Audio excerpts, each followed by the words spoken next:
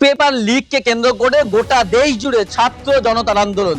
আর সেই আন্দোলনের চাপে অবশেষে কেন্দ্রীয় শিক্ষামন্ত্রী ধর্মেন্দ্র প্রধান তিনি কিন্তু তার পদ থেকে ইস্তফা দিতে বাধ্য হলেন।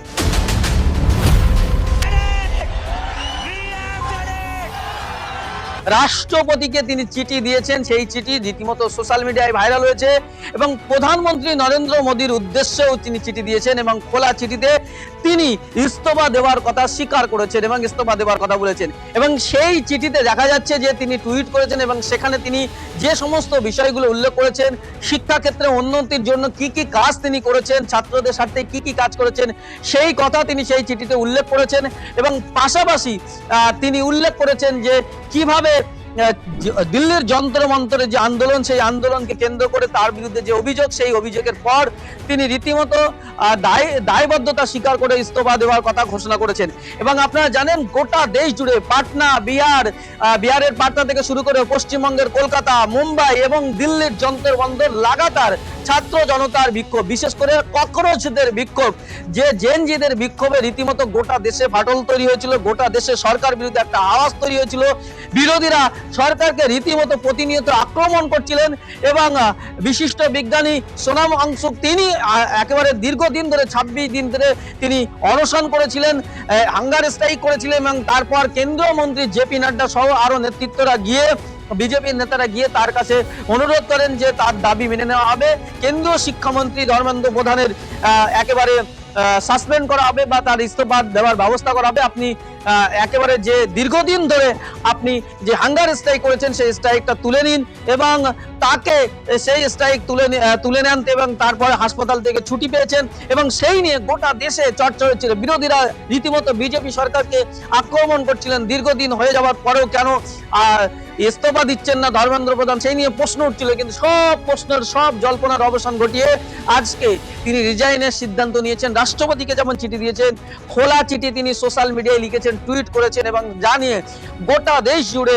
চর্চা হয়েছে। অর্থাৎ ছাত্রদের জয় হয়েছে, জেনজির জয় হয়েছে, ককরোচদের জয় হয়েছে বলে মনে করছেন বিশেষজ্ঞ মহল। অর্থাৎ যে দাবি তারা দীর্ঘদিন ধরে করছিলেন, দিল্লিতে যন্তর মন্তরে দীর্ঘদিন ধরে আন্দোলন চলছিল, কলকাতার রাজপথে আন্দোলন হয়েছে এবং যে আন্দোলন বিহারে ছড়িয়ে পড়েছিল, যে আন্দোলন মহারাষ্ট্রে ছড়িয়ে পড়েছিল এবং যে আন্দোলনকে কেন্দ্র করে সরকার রীতিমতো চাপে পড়েছিল, সেই আন্দোলনের ফলে রীতিমতো তাদের জয় হয়েছে বলে মনে করছেন ককরোচরা, ছাত্র জনতারা তারা জয় হয়েছে বলে মনে করছেন।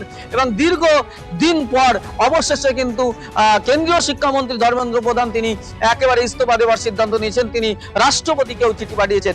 অর্থাৎ যে বলা যাচ্ছে আন্দোলনের সফলতা কিন্তু আসেই, এই কথা বিশ্বাস করছেন আন্দোলনকারীরা। এবং জেনজিদের যে আন্দোলন, যে বিক্ষোভ, যে তাদের যে আবেদন গোটা দেশে ছড়িয়ে পড়েছিল, তারা অন্যান্য ভাবে একেবারে ইউনিক ভাবে তারা আন্দোলন করেছেন এবং দেখা যাচ্ছে বারবার যখন তাদের উপরে লাঠিচার্জ করা হয়েছে, তাদের উপরে জলকামান ছোড়া হয়েছে, তারপরেও তারা কিন্তু দমে যায়নি। তারা আক্রান্ত হওয়ার পরেও তারা আন্দোলন চালিয়ে গিয়েছিলেন এবং সেই আন্দোলনের ফলস্বরূপ আজকে কিন্তু কেন্দ্রীয় শিক্ষামন্ত্রী ধর্মেন্দ্র প্রধান তিনি ইস্তফা দিয়েছেন। অর্থাৎ সরকার পিছু হটতে বাধ্য হয়েছে। যে ছাত্রদেরকে বিজেপি নেতারা প্রতিনিয়ত, বিজেপির আইটি সেলরা প্রতিনিয়ত বলছিল টুকরো টুকরে জ্ঞান, তাদের দাবি অবশেষে মানতে বাধ্য হয়েছে। যে ছাত্রদেরকে বারবার বলা হচ্ছিল, বিজেপির পক্ষ থেকে দাবি করা হচ্ছিল, বিজেপির আইটি সেলের পক্ষ থেকে দাবি করা হচ্ছিল যে এই ছাত্ররা নাকি বিদেশি ফান্ডের টাকায় চলে, বিভিন্ন কন্টেন্ট ক্রিয়েটার, বিজেপি পোষিত কন্টেন্ট ক্রিয়েটাররা তারা এই কথা বলছিলেন, মিডিয়া এই কথা বলছিলেন, কিন্তু সেই তাদেরই কথা, সেই আন্দোলনকারীদেরকেই কথা রীতিমতো মেনে নিতে সরকার বাধ্য হলো।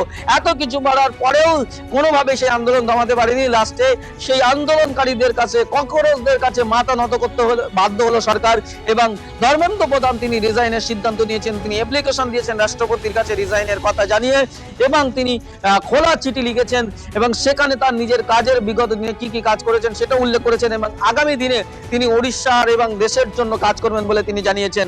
আর কি কি ঘটনা ঘটছে, কি হচ্ছে, এ নিয়ে কে কি বলছেন অবশ্যই আপনি জানাবো। তবে এই মুহূর্তে সবচেয়ে বড় খবর, কেন্দ্রীয় শিক্ষামন্ত্রী ধর্মেন্দ্র প্রধান তিনি কিন্তু ইস্তফা দিয়েছেন শিক্ষামন্ত্রীর পদ থেকে।